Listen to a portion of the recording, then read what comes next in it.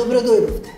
Во процес говориме за еден долг судски процес во кој по 7 години сексуалните работнички ја добија тужбата, каде што полицијата и кривичниот суд се товарат за незаконско постапување. Тужбата се однесува на акцијата на полицијата од ноември 2008 година, наречена Сузбивање на уличната проституција, кога од слобода беа лишени 32 лица, од кои 23 сексуални работнички. На оваа тема разговараме со Наташа Бошковска и Хајди Штериова Симоновиќ и двете правни советнички во ХОПС. Добре дојдовте. На почеток, пред да почнеме со разговорот, јас предлагам да ги чуеме изјавите на некои од давателките на сексуални услуги за тоа што се случуваше таа критична ноќ кога беа приведени во полициската станица во Битпазар и утредента кога беа однесени на тестирање против ХИВ на инфективна клиника за ХИВ, СИДА и хепатит С. Да ги чуеме изјавите. Не однесоа во Битпазар полиција. Не ми кажуваа ништо. Вадеа мобилни од джепови, не сликаат. Си играа фактички со нас у полиција. Ај играјте, ај застаните како овци. Ај да се сликате, ти си како Цеца, ти си како Лепа Брена, ти си... Не малтетираа. Не затворија таму во една просторија, каде што мирисаше на мочки, на гомна. Ниту вода ни дадоа да се напиеме, ниту леп не прашаа дали сакате, цела вечер не држеа. Немаше кај да спиеме, две клупи имаше, клупи дрве. Доле седевме на подот, а подот беше мокар. Така како што беше, по мала нужда што идева така, тука седевме. Ко живи стоки. Јас за мене, чисто зборам, воздух немат никако. А лекар, кога потражив, ништо не тија. Имаше и од дел од девојките наркоманки што не можеа да поднесат ни болка, плачеа, вриска, никој ништо не им помагал. Мене таа стика, ја кога ќе се сетам на тоа, верувајте дека многу ми е непријатно. Многу. По 4-5 девојки зима ги носеа во амбуланта во државна горе. Усвари, ние не знаевме каде ги носат по 4 девојки. Тие други 4 кога ги враќаа назад, кога зимаа други 4-5, тие што беа вратени ни кажуваат, знаеш ли зашто не држале вика во полиција цела ноќ? Да не носеле тамо, да ни провериле крв, дали сме биле инфекцирани и дали сме имале СИДА. Па ми ова си го правиме секои 6 месеци, 3 месеци, зависи има некоја девојка, ако има потреба иде и на 2 месеци. И кога не симна од комбето, туркајки не една по друга, не турка за да влеземе во болница. И тука имаше од А1 од сите од сегдека.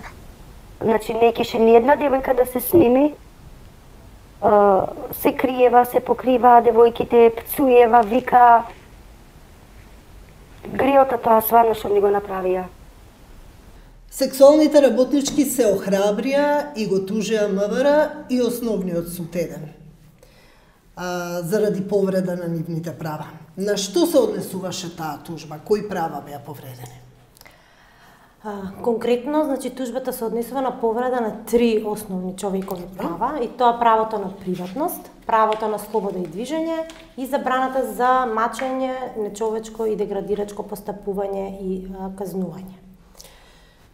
По 7 години тие добија заштита од првостепениот суд против незаконското постапување на полицијата и кривичниот суд. Што стои во пресудата, а подоцна ќе објасниме хронолошки што и како се случуваше, нели? Во пресудата судот утврди, првично тужбата беше кон... Што всушност значи оваа пресуда? Ова пресуда значи дека судот односно првично МВР со постапувањето, односно против законитото приведување на сексуалните работници, незаконитото држање цела вечер во нехумани услови, во 20 помалку од 10 квадрати, 23 жени беа држани на едно место, каде што не им беше дозволено пристап до вода, храна, тоалет. дел од нив беа во абстиненцијален синдром, значи има абстиненцијална криза, има потреба од здравствена заштита, други има проблем со висок крвен притисок, кои што неодамна доживеале инфаркт, значи има потреба од соодветна медицинска терапија. Сето тоа му беше ускратено за време на престојот таа ноќ во полициската станица Битпазар, и во таа смисла судот утврди дека полицијата постапила нехумано и деградирачки кон сексуалните работници кои што биле држани незаконито, дека со незаконитото приведување на сексуалните работници повреда на членот 5 од Европската конвенција за човекови права, а со снимањето за време на нивниот престој во полициска станица и објавување на овие снимки во медиумите, каде што понатаму беа објавени без анонимизирани, без заштита, а истите снимки беа објавени и фотографии на вебсајтот на МВР. МВР со овие дејствија повреди приватноста на сексуалните работници. Од друга страна, судот ги повреди правата на сексуалните работници, бидејќи по полициската акција беше поведена постапка пред истражниот судија, кој што според Законот за кривична постапка има можност на граѓаните кои се жалат на противзаконито постапување од страна на полицијата да ги ревидира, разгледа уште еднаш постапувањето и да оцени дали МВР во конкретна ситуација постапила законито или не. За жал, основниот суд Скопје 1 Скопје, кривичниот суд, во тој случај најде дека сето тоа постапување на полицијата, приведување без да им се кажат причините за зашто се приведени, држењето во нехуманите услови, водењето на тестирање без соодветна согласност од страна на жртвите, снимање и прикажување на снимките, дека сето тоа представува повреда на Европската конвенција и повреда на Законот за кривична постапка. И токму граѓанскиот суд утврди дека кривичниот суд пропуштил да утврди повреда во тој конкретен случај од страна на МВР. Што значи оваа пресуда за генерално, за не е вообичаено, станува збор, се тужат институции. Да. Обично одат тешко тие работи. И за вас како невладина организација и за државата генерално, што значи оваа пресуда? Значи конкретно најпрво за самите сексуални работници, значи оваа пресуда значи една огромна победа, затоа што за прв пат, значи нашата организација од 2000 година работи на поддршка на сексуалните работници, за прв пат после толку години на насилство, омаловажување и повреда на нивните права од страна на институциите, најчесто полицијата, тие се охрабрија и излегоа пред суд да побараат заштита за своите права и уште поголема победа што добија, иако се уште не е правосилна оваа пресуда, меѓутоа огромна победа за нив е што два пати успеваат пред првостепениот суд да докажат дека нивните права биле повредени. Секако оваа пресуда има големо значење воопшто за судската пракса во Македонија, затоа што според наше сознание, значи сега немаме таква збирка на податоци да имаме конкретна информација, меѓутоа досега немаме информација дека имало тужба од која што се бара повреда на одредени, да се утврди повреда на права од друг суд во Република. Значи еден суд да утврди повреда на права од страна на друг суд. Сакам само да се надополнам на тоа Ната што го кажа, освен тоа што судот пропушти во посебната постапка за утврдување на законитоста на постапувањето на полицијата, првостепениот граѓански суд најде дека самото донесување на судската наредба за тестирање е спротивно на законските одредби на постапката која што важи во Република Македонија во тоа време, бидејќи иако самите тужителки беа лесно достапни, односно беа за цело време лишени слобода во полициската станица, истражниот судија кој што ја издал наредбата воопшто не нашол за сходно да ги повика и да ги распраша истите, ниту пак има обезбедено воопшто било какви докази, освен самото барање од страна на полицијата, односно на МВР, за да се спроведат тогаш осомничените за тестирање на крв. И какви беа сега нивните реакции после ова? Ние имаме неколку изјави, ќе ги пуштиме. Како реагираа веднаш кога им пренесовте? Беа задоволни и се охрабрија, и покрај тоа што се изминати 7 години од настанот и 7 години од почнување на постапката за заштита на нивните права, тие не се обесхрабрени, него се спремни да одат до крај, да ја продолжат својата битка за да докажат дека таа вечер беа жртва на нехумано постапување од страна на полицијата и дополнително судот им ги повреди нивните права. Да ги слушнеме тогаш нивните изјави. Јас би предложила на секоја една жена што е малтретирана, да речеме и од сопругот и од државата неправилно, јас би препорачала на секоја една да си го бара своето право, да не бидат малтретирани како ние што успеме. Па траумата ќе остане цел живот како. Не може тоа да се вади од памета, да се заборави, никогаш да се заборави. Барахме лекар, не ни даде, а не обрега. Каква лекар барате вие? Вие наркомани, вие курви, вие смрдите. Апсолутно секакви зборови ни кажувале. Немам ни социјално, не зимам ништо, ни картони, ништо. Не, апсолутно ништо, никаква поддршка немам од државата. И јас како, например, мајка на 8 деца, што немам приход од нигдека, тоа што би веќе морално да го работам, ако повторно нешто се деси, пошто ја од тоа зависам, децата си ги скранувам од тоа, ако повторно се појави тоа, ја би до краен домет би ги тужила и си би го барала своето право, што мене ми следуе. Да, би отишла повторно би го тужила. Нема да престанам. Ќе се борам до крај. Додека умрам. Да објасниме, ХОПС е, иако сите знаат, е невладина организација која што ги штити правата, ги прави некои работи што не ги прави државата, значи ги надополнува. Им делите совети за заштита од СИДА, се делат кондоми, се делат чисти игли и така натаму.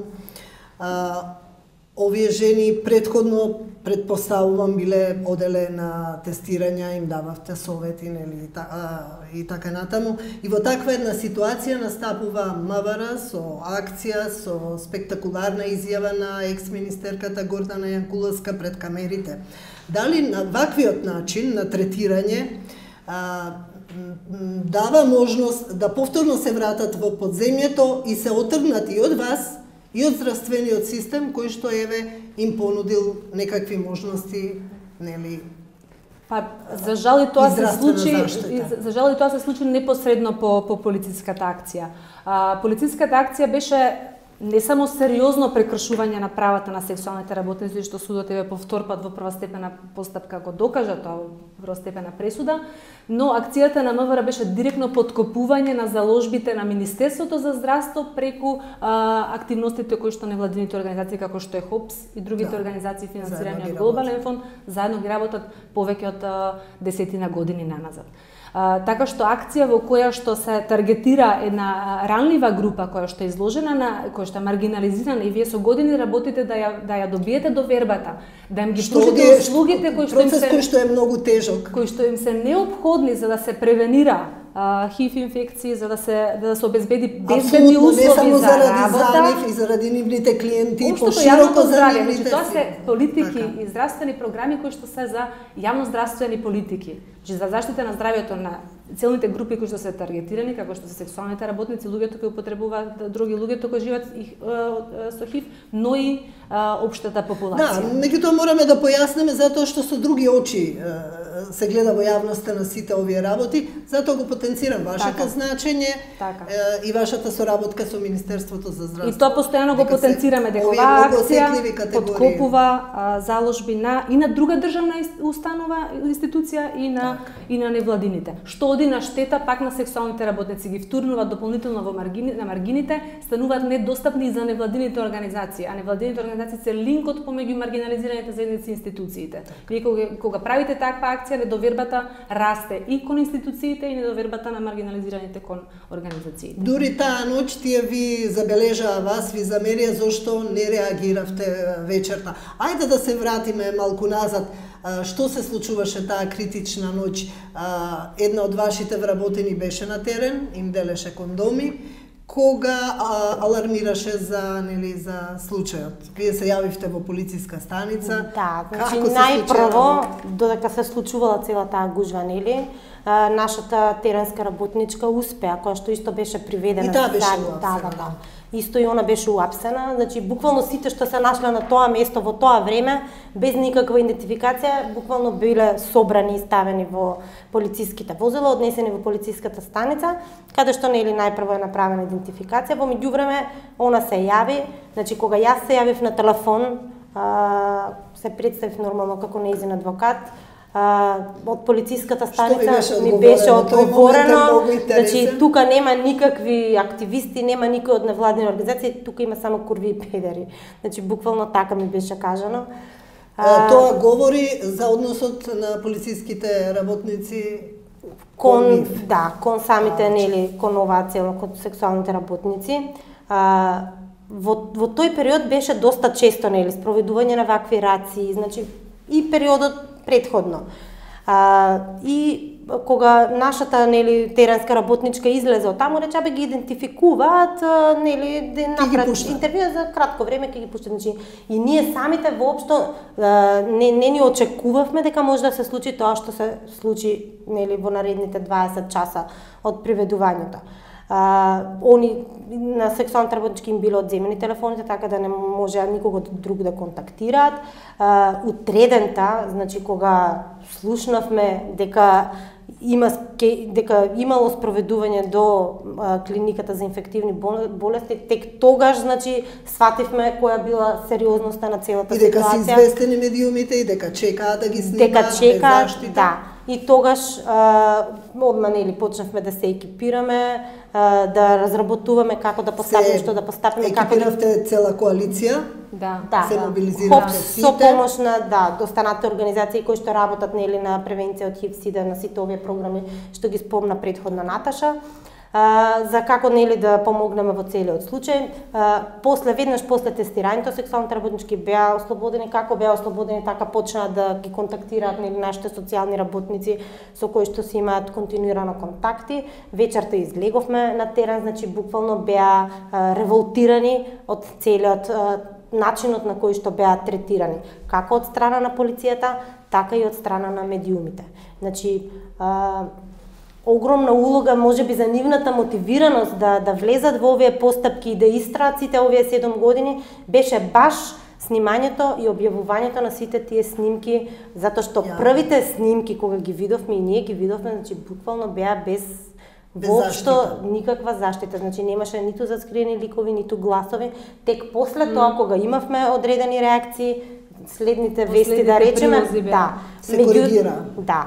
Меѓутоа имаше многу сочни наслови, многу скандалозни наслови, да. Медиумите тогаш ја разгореа, дополнително ги повредија правата на сексуалните работници и го разгореа говорот на омраза кон сексуалните работници, против кои што со години наназад се бориме. Тогаш таа полициска акција беше меѓу првите каде што презумција на невиност на приведени лица беше нарушена со снимањето и прекажувањето на овие лица. Ние после бевме сведоци на низа полициски акции каде што познати политички фигури беа приведувани и без прикриени лица. Но можам да кажам дека тогаш кога се случи приведувањето на сексуалните работници, не наидовме на поддршка на поширок фронт и од страна на медиумите, и од страна на другите институции и организации каде што сериозно се укажа на прекршување на демократските права. Тогаш имавте тешка задача да работите со медиумите, односно да им кажете на медиумите дека мораат на друг начин да известуваат. Да, и еве последните неколку години, посебно за 17 декември кога се организира јавно маршот на црвените чадори кои што е за заштита на сексуалните работници, можеме да потенцираме дека медиумите веќе го подобрија начинот на кој што известуваат за сексуалните работници. Тоа е дел од резултатот на заложбите кои што сме ги правеле, обуките со медиумите, но и илустрација на примери од таа конкретна вечер како нивното постапување директно влијае врз правата и животите на одредени групи. Не е доволно само да направите сензационалистички прилог, туку да го видите ефектот дека тој прилог има директен ефект на приватниот живот на и како тоа влијае во јавноста. Настрана од повреда на правата. Некој го повредувате приватниот живот и тие луѓе, некои од нив за прв пат беа откриени од семејствата дека се занимаваат со сексуална работа, па дополнително имаа проблеми, беа изложени на насилство и така натаму. Сериозни штети се направија со постапувањето на медиумите дополнително. Што до денес ги чувствуваат. А што со оној дел со тестирањата, тука кои права беа повредени? Не смеа да ги мора со нивна дозвола, како оди тоа? стратегијата за прво нели имаме национална стратегија за ХИВ-СИДА која што пропишува начин на кој што може да се врши нели тестирање за ХИВ-СИДА.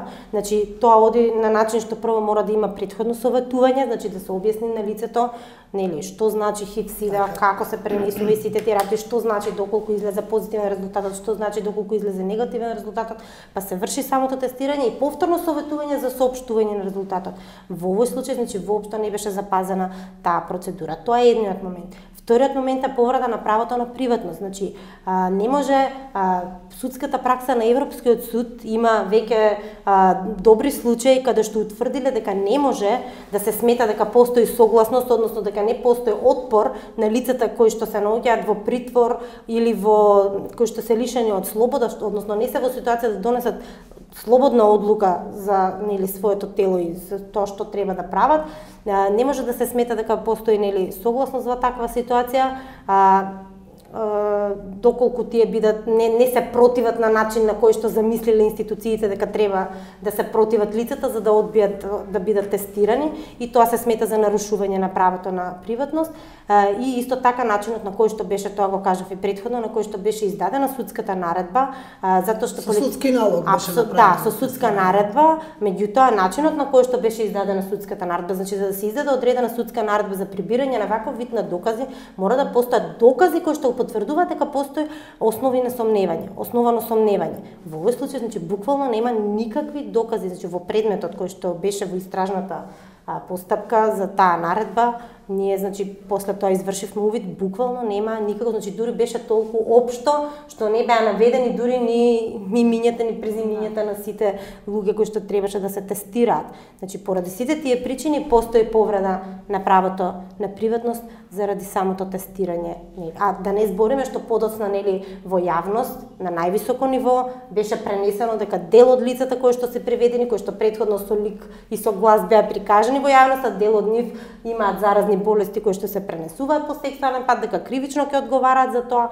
Значи тоа предизвика штета не само на тие лица што директно нели биле заразени, туку предизвика и на тие што се ставија во целата таа група што воопшто немале нели никаква заразна болест, меѓутоа ги идентификуваа како заразни. Тоа страшно многу до ден денеска, затоа реков на сите овие кај сите тужителки има се уште предизвикува трауми. Од инфективната клиника, како реагираше инфективната клиника кога полицијата според наши сознанија, значи дали ги прифатија веднаш да ги направат тие тестирања или значи најпрво полицијата ги однесле, меѓутоа според наши сознанија, значи тие одбиле да ја вршат тестирање без доколку нема нели судска наредба. Меѓутоа судската наредба беше без проблем обезбедена за многу кратко време. Значи сега да не калкулирам нели точно временски саат-два, меѓутоа навистина за многу кратко време, затоа што ние добивме информација дека се однесени таму за тестирање, во меѓувреме дека они одбиле да ги тестираат, во меѓувреме веќе почна процесот на тестирање, што значи за стварно саат-два дали имало и толку кога била добиена судската наредба за тестирање. Од тие причини, значи и во самата пресуда, уште првиот пат кога одлучуваше судот, затоа што најпрво, како што спомна Наташа, беше тужена Република Македонија, потоа нели МВР, судот и инфективната клиника. Во првата пресуда, која што подоцна беше обжалена, нели, основниот суд го одби тужбеното барање, затоа збориме нели дека е делумно прифатено тужбеното барање, значи го одби тужбеното барање спрема инфективната клиника од причина што имале судска наредба пред која биле обврзани да постапуваат. Добро, вие бевте цело време со нив како поддршка, нели, и правни советнички и така натаму, останувате и понатаму. Ова рековте дека е една мала победа, меѓутоа една голема битка, една голема победа. Што останува за понатаму и како понатаму? За овој случај и дали сте тука и за слични вакви случаи? Да. Доколку не дај Боже се случат. Па овој случај беше, да кажам, успешно спроведен како резултат на поддршка, како поддршка на поширок тим на луѓе кои што беа вклучени, не само Хајди и јас, тука беа социјални работници, психолози, психијатри, активисти кои што секојдневно се во контакт со сексуалните работници, цела коалиција за сексуални права, поддршка и на другите организации, за да останат истрајни во долгиот процес кој што се води на пред домашните судови. Остануваме понатаму до крај да ја завршиме оваа постапка, доколку има потреба, доколку заврши неуспешно на домашно ниво, затоа што се уште отворена можноста за жалба и апелацијскиот суд да донесе одлука, ќе се оди до крај, до Страсбур, очекуваме заштита во секој случај, дали на национално ниво, дали на регионално ниво, пред регионалните механизми очекуваме заштита и овој случај, дури да заврши негативно, овие две пресуди во кои што стои образложение јасно дека сексуалните работници, независно од тоа што се избрале да се занимаваат со тоа што го работат, независно од тоа ги имаат истите права како и останатите граѓани. Некои извадоци од оваа пресуда мислам дека ќе се користи како правна пракса и на универзитетите, идните правници ќе учат од оваа пресуда во која што директно е применето европското право, Европската конвенција за човекови права, директно се цитирани пресуди и одредби од оваа конвенција, така што мислам дека овој случај ќе донесе добро за зајакнување на заедницата, но и на градење на правната пракса во заштита на човекови права генерално во Македонија. А како реагираат меѓународните организации, ако со некого сте контактирале, претпоставувам дека контактирате? Па еве непосредно по акцијата, на пример, една од резултатите, успешните резултати од целата акција, затоа што по полициската акција имаше голема солидарност на организациите на национално ниво, но добивме поддршка од многу меѓународни организации како што се Human Rights Watch, Amnesty International, кои што со отворено писмо се обратија до владата, до Министерството за внатрешни работи, укажувајќи на низа повреди кои што се случија и искажаа поддршка на организациите, ХОПС и другите организации, поддршка на целиот процес до денес. И до ден денес ја добиваме таа поддршка, која што многу значи. И дури на меѓународната конвенција во 2010 година за ХИВ-СИДА беше доделена награда за заштита на човекови права од страна на Human Rights Watch и канадската мрежа за ХОПС доби награда, како беше за заштита на човековите права, значи ХОПС доби награда, баш конкретно за тоа вмрежување и за сите действија што беа превземени околу овој случај за заштита на оваа маргинализирана група. Сепак веќе се добиени одредени признанија и се надевам и во иднина заедница да ќе добива признанија за храброста да се вклучи во оваа постапка. Јас ви благодарам. Благодарам.